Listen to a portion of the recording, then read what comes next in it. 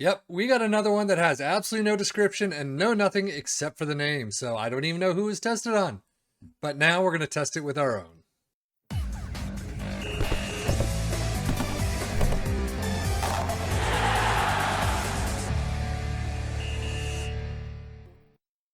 Ladies and gents, this is the Calles. I have no idea. 3421, and he also mentions it that it's a 5221. As you can see, you have three in the back, four as a defensive midfielder, wingback side, two attacking midfielders, and one advanced forward. Yeah, I mean, I guess I would go 3-4-2-1. Where's the 5-2-2-1? I guess five with the wingbacks, but overall, I'd still say 3-4-2-1. You have a sweeper keeper in attack. You have a wide center back in support, a ball playing defender in cover, and then a central defender in defend. On the sides, you have a complete wingback in attack, a wingback on the right in attack, two DMs in support, two attacking midfielders in attack, and then one advanced forward, like I mentioned, in attack up front. This is a individual tactic, so nothing really based on attacking mentality. In possession, you have overlap on the left, play out of defense, slightly higher tempo, run at defense, and be more expressive. Also mixed crosses. In transition, you have counter press, counter, and take long kicks.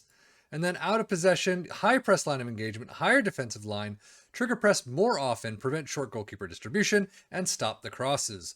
Opposition instructions, nothing. So overall, how do these teams do? Well, as you can see, if we go to the league table, pretty much standard. Manchester United, sitting in 7th place, does have the Conference League, but usually, I mean, for the most part, all of these tactics that I've done, and I will be changing it up next time around. I've got 3 new teams I'm going to be dealing with, but Manchester United usually are between like 5th and 8th or thereabouts. Brentford and Nottingham Forest, usually one of us relegated. In this case, it is 20th place Nottingham Forest, absolutely dead last by a mile.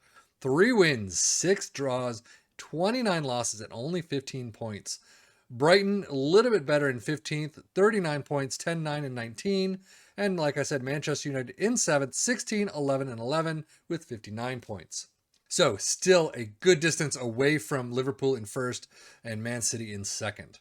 11 points away from Champions League spots. They just didn't have it anywhere near. As we hit Manchester United's schedule, you can see that they had a fantastic run of it until a loss against Everton at home. And then followed that up a loss against West Ham, but crushing it against Dnipro in the Group D of the Europa Leagues, doing fairly well throughout that until you get to Feyenoord. Crystal Palace out in the EFL Cup 3rd round. How did they do? FA Cup, they went through FA Cup 4th round, and then losing out to Wolves in the FA Cup 5th round. Feyenoord, though, Europa League's round of 16, winning out in penalties, continuing on, but to lose to Borussia Dortmund. So 2-1 at home, 1-3 loss away from home. Overall, I mean, a second half of the season that was fairly average compared to the first half that wasn't too bad. An awful November, though. So overall, I mean, 2 draws in February, 3 losses in March, and then a bad run to the end of the season. So not great. Definitely could have been better. Let's see how Brentford did. Definitely not better. We know that. So a nice start of the season with a 1-0 win against Wolves, but then pretty much, I mean, 1 win in the EFL Cup 2nd round against Luton Town, and then nothing until October wins against Southampton and Bournemouth. Just fairly abysmal. The friendly season is the only season they had a good run in. They did win against the Friendly Cup final, so there is a trophy for them this season. However, second half of the season, 4 wins in a row, fantastic run in the FA Cup 3rd and 4th round as a sandwich. Unfortunately, a 0-5 to Liverpool, 5-0 over Southampton right after, but then nothing until April 15th. So a 6-2 thrashing of Bournemouth. But overall, just poor all in all.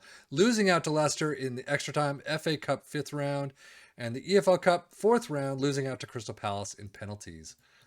So as we go to Nottingham Forest, their 3 wins came at the start of the season. You have the first one against Fulham, next against Bournemouth, EFL Cup 2nd round against Everton. That's pretty nice. And then Brentford, 1-0 win. EFL Cup 3rd round against Northampton, 3-2. Third round replay against Plymouth. Fourth round replay against Blackburn. Wow, look at all this. They do lose out to Leeds United in the FA Cup, EFL Cup. Where did they lose? 0-3 to Newcastle. But my goodness, a single draw is the best they could do in the last 3 months. Well, and then if you include the fourth, I mean pretty much the entire second half is just abysmal. So Premier League stats-wise, Liverpool with 101 goals, Man City with 78, Manchester United with 72, Brentford with 55. So finding their way into 8th place in that, however, just not in the table. But then nothing. Fewest shots against, nothing. Most possession, nothing. Most tackles won, Nottingham Forest with 863. Putting in the defensive efforts, which is nice to see, but dead last with 15 points, not so much. Brentford at 844, but again, nothing. Most shots for Liverpool with 816, Brentford at 531, Manchester United at 497, and most points per game, 7th place Manchester United 155. Most goals, Erling Haaland with 43, Salah with 29, Ivan Toney with 24, so he did a fantastic job in the Premier League. Ronaldo with 23, most assists, Eriksen with 12, and then Keane Lewis-Potter with 10. Most player of the match awards, Ronaldo with 6, and then Ivan Toney with 5. And then just abysmal. I mean, everything is so abysmal here for these three teams. Most tackles won, Rico Henry for Brentford with 122 and Renan Lodi for Nottingham Forest with 90. Probably the only place that you'll see a Nottingham Forest player in this entire list. Darmsgaard for Brentford with 113 key passes, most shots.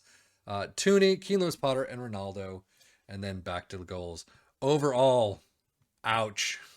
Nottingham Forest, 14 goals, is the top goal scorer in all competitions. Highest average rating, 708 for Niakate, which is actually not too bad.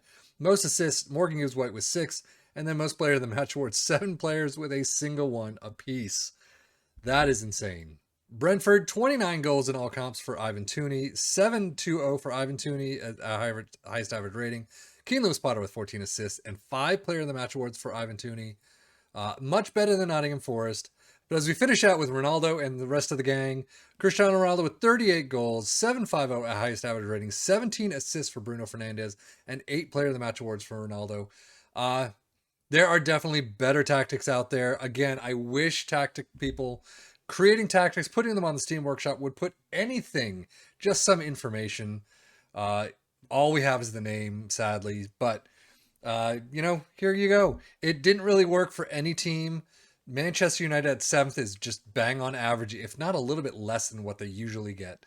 So probably wouldn't look at this tactic much at all, unless you're going to tweak the heck out of it and do your own touches to it. Then maybe you got a winner. I don't know. But anyway, that is it for me, Savvy FM, for the Football Manager blog channel, saying thank you as always for watching. Take care and enjoy.